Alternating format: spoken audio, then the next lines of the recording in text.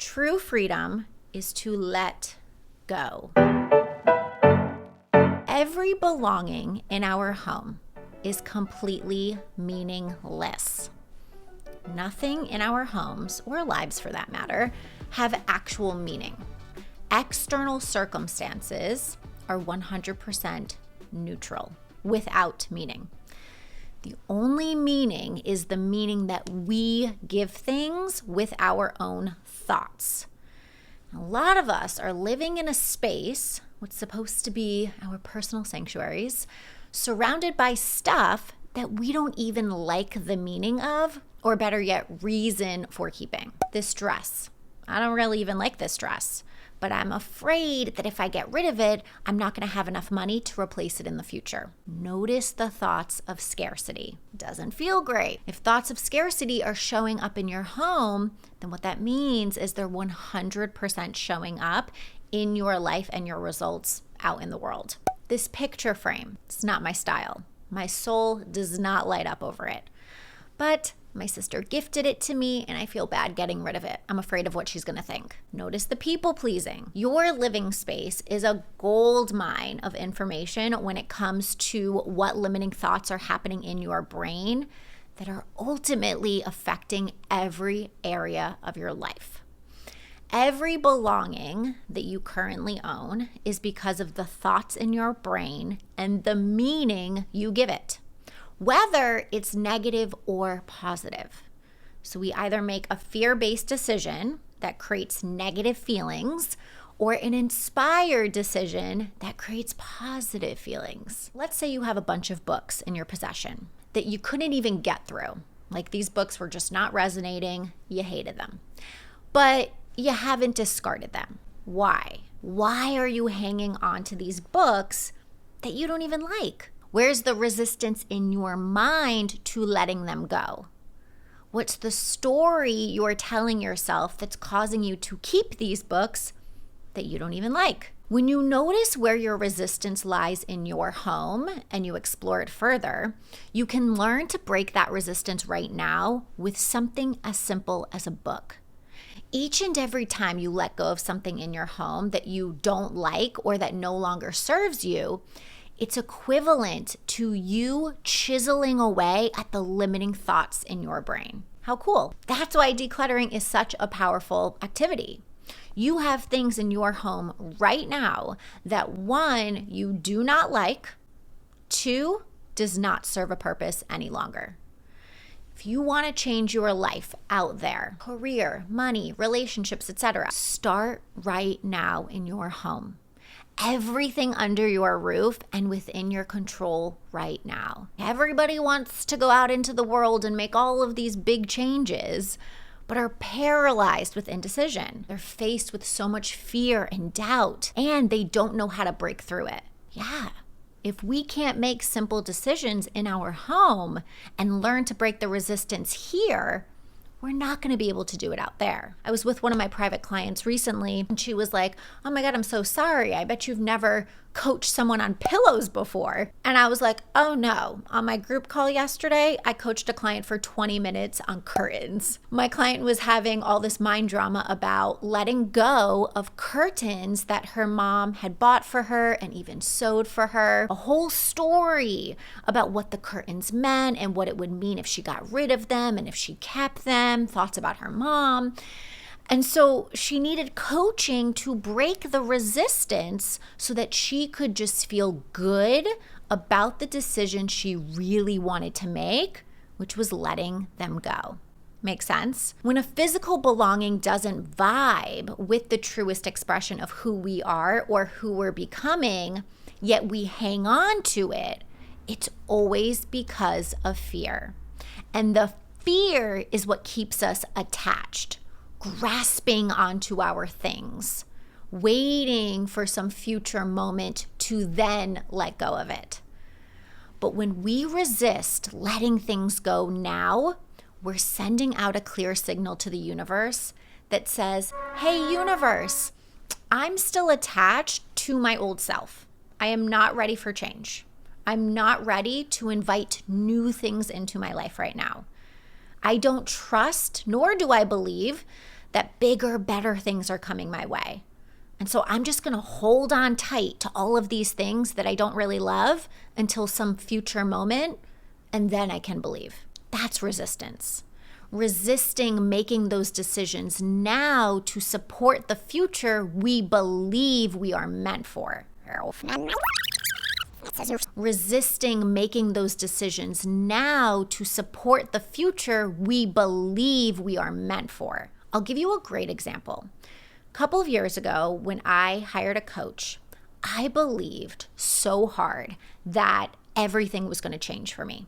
I was so sure of it in my mind, even without any tangible evidence to prove it true. I didn't have any results yet, but I was certain that bigger, better things were happening for me. And so in the first month of coaching, I let go of 80% of my wardrobe. My closet was so bare. But as uncomfortable as it was, I was so sure that I was stepping into a new version of myself. I believed with certainty that I was going to reach new heights in my career. And so with this certainty, I went out and I replaced my entire wardrobe before actually having the tangible extra income in my bank account. But this is what true leaps of faith are made of, you guys. It's like when I left my corporate job after college without any job lined up. No evidence at all as to what I was going to do with my life. No idea. But I believed with such certainty that I am meant to do something great. And so I left my job. It's where your inspired belief and your action are ahead of your actual results. In other words, I didn't wait until the money was in my account to feel abundant and certain of financial success. I felt abundant and certain first, which led me to take the leap. In this example, replace my entire wardrobe. Lo and behold, a month later, I did my first 10K month, followed by a 12K month, and the rest is history. But here's a twist in the story. I noticed myself not wearing any of the new clothes I had purchased, even when I had the actual physical money. I left all the tags on my new clothes because I was afraid, that fear, that the other shoe was going to drop. Guys, our living spaces are one big metaphor to what's happening internally. And I was aware of this. I was like, okay, what's happening here, right? And with that awareness, I was able to let go of the thought the other shoe is going to drop. The other shoe will drop. Once I did that, tags came off and my new clothes got the love and attention they deserved. So good. I know a lot of you are probably familiar with the KonMari method, as am I. In fact, I did an entire playlist years ago on her exact method. And while I respect it, I don't completely agree with all of it today. I do think that there are some flaws in it. So for example, one of the concepts that she teaches is to start decluttering your closet first. I find in my own personal experience and my clients that our closets and wardrobes can actually be an area or a category of most resistance because our wardrobes represent our identity and who we show up as in the world. And so starting with an area of so much resistance is going to cause your brain to freak out big time. And the process of decluttering your closet can end up feeling really hard and frustrating versus liberating. My philosophy when it comes to decluttering your space is to choose whatever the path of least resistance is for you. Maybe it is your closet. I don't know. Maybe it's a junk drawer or your pantry, your desk. Only you can know that. Only you can look around at your home and decide what area feels the easiest to start with and to tackle. And when you tackle the first area of least resistance, you build the strength in your mind and even the courage to move on to whatever area feels like the next path of least resistance. Then you do another scan, kind of try on some other areas and choose the next one that feels the easiest and the most fun.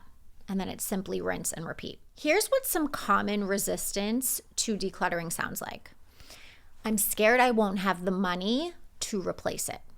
I already kind of touched upon this, so I'm just going to kind of bypass it. But the golden question here is, what is stopping you from believing that you're going to create money? That's where the work lies. Letting go of your scarcity thoughts first. Then watch how much easier it is to go through your closet or whatever. Otherwise, the art of discarding is going to feel extra challenging because your thoughts aren't in alignment with the action of letting go. Like, try letting go of 80% of your closet with the thought, I'm never going to make any money, right? It's not going to happen. I don't know if I like this. I don't know what I'd replace it with. This is a sign that you're not fully connected to your true self and what brings you joy on a soul level. You're not fully tapped in, tuned in, turned on to your unique preferences and likes and dislikes. Now, this is obviously nothing to beat yourself up over, but to be compassionately aware of. In my masterclass, once we purge our belongings, let go, the final section is dedicated to self-discovery and getting to know yourself, to really uncover what you like, what your unique style and vibe is, what feels delicious to you, what you're magnetically drawn to, what your preferences are, and to invite those things into your home on purpose and with so much love and joy. So again, if you're having these thoughts, I don't know if I like this, I don't know what I like, it's also a sign that you're not fully connected on a soul level to other things, like maybe your passions, your hobbies. I'm afraid I won't have anything left. My home will look so empty. Again, there may be thoughts there of scarcity that you won't be able to bring new things into your home. But on another level, when we declutter and are left with much more space than when we started, it's a metaphor of sitting in between two identities. Okay, I'm letting go of my old self, all of these things that no longer serve me or who I really am. But who the hell am I then? And it's the unknown that our brains freak out in and want to immediately bring new things in to avoid sitting with that discomfort. Our brains don't want to spend the time exploring the question, who am I? Who am I becoming? What brings me joy? All of a sudden, there are lots of blank spaces in our mind, because remember, when you let go of physical belongings, you're shedding limiting beliefs and an old identity at the same time. So there are blank spaces in your mind and physically an empty space in your home to mirror that. Just a lot of emptiness. It's very uncomfortable, but this empty space is where all the real growth happens. Decluttering and then quickly bringing new things in without real loving intention, but instead because you think I need new things to fill this void, is trying to bypass the nitty-gritty of transformation. It's trying to skip over the grief that change brings forth. It's like the equivalent to a rebound relationship. When you just get out of one relationship, but instead of taking time to process, reflect, grow, learn from it so that you can invite in a better, healthier relationship, you just jump back into another one. And then it's a different relationship, but same shit. The work here is to, one, allow yourself to feel through and process the discomfort of the unknown and empty space. It's okay.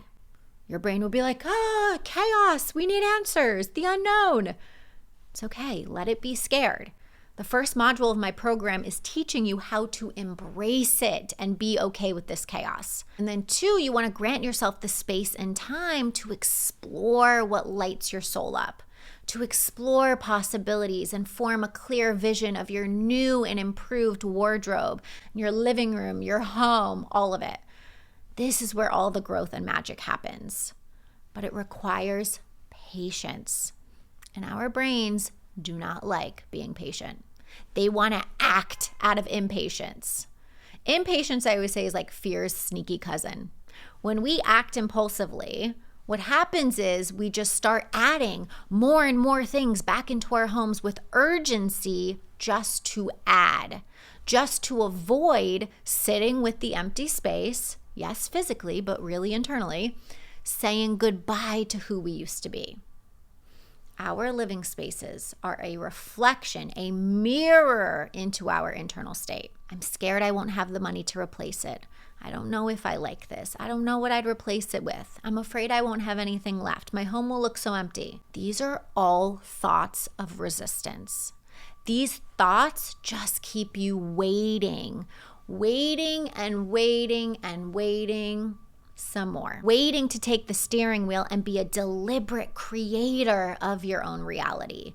To create change right now. To just decide.